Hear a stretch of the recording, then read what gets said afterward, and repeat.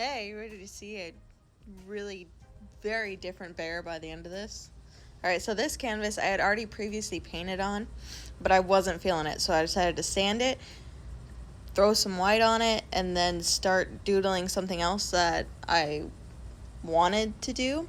Because rather than trying to force myself to finish something that I had started, but I just wasn't getting those like the good vibes from anymore. I just decided to scrap things and start all over. So for this one, I started to map out where I wanted all the colors and what the shape was basically going to be. And this bear has been through a journey, as you'll see.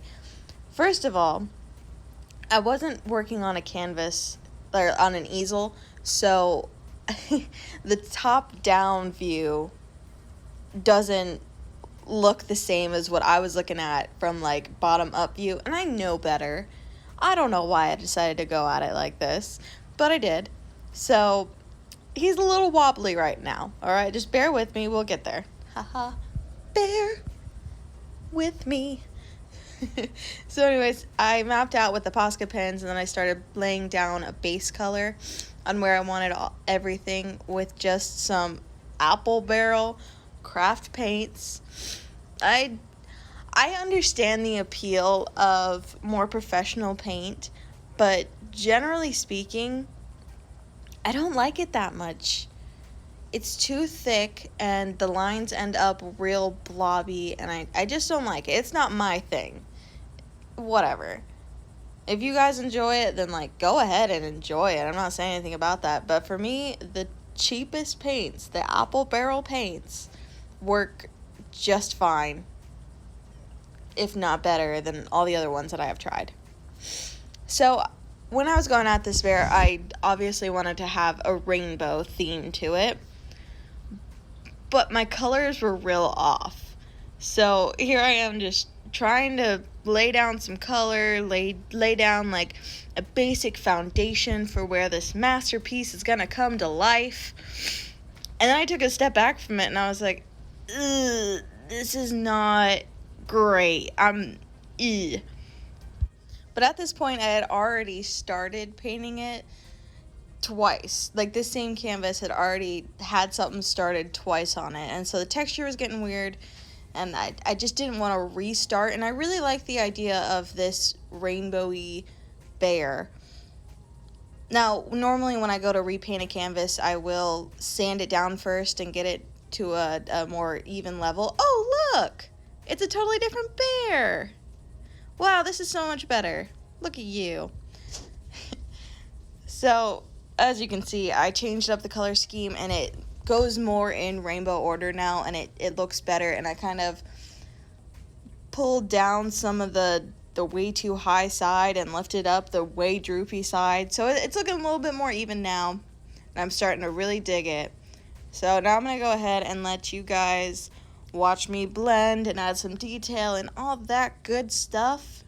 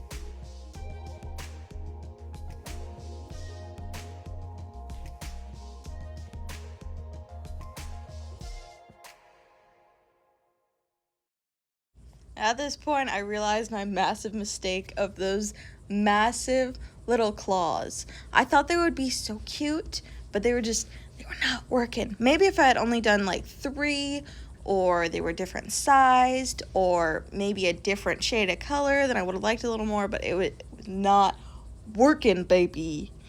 So I took it out. That's the thing that I really, really love about acrylic paint. Acrylic specifically, I've never really worked with oils, but I hear it's real difficult to get rid of something after you've already put it on if you don't want to blend it out.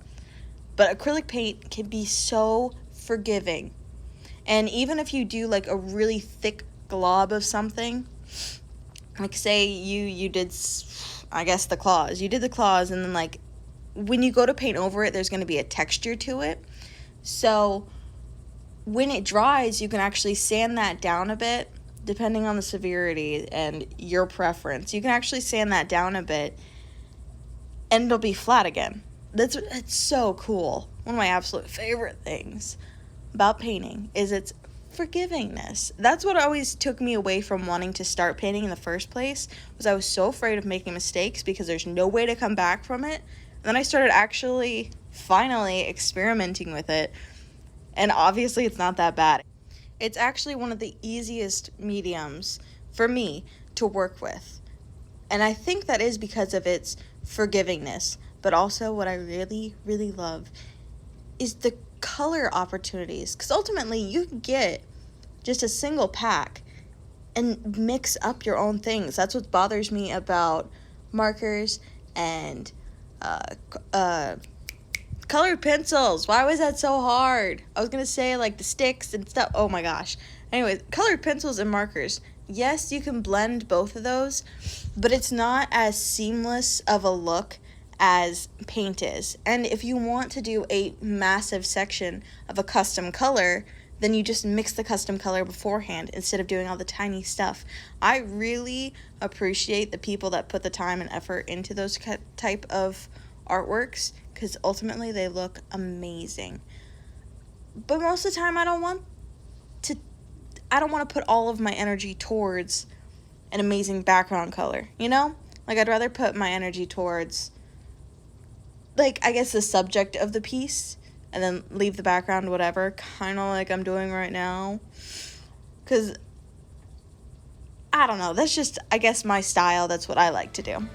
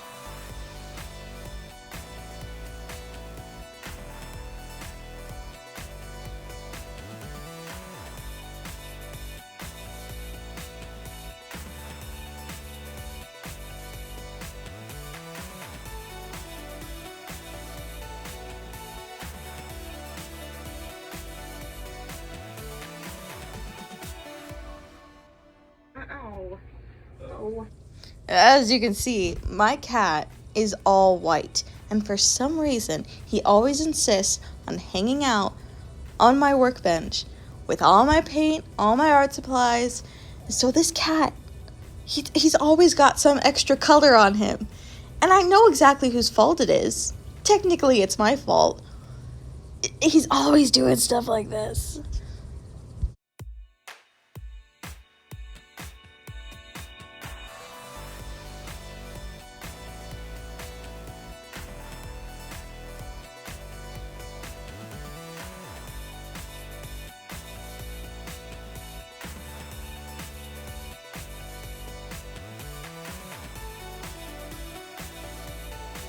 I really hope you guys enjoyed watching me paint and listening to a little bit of my ramblings, and I will see you next time. Thank you so much again.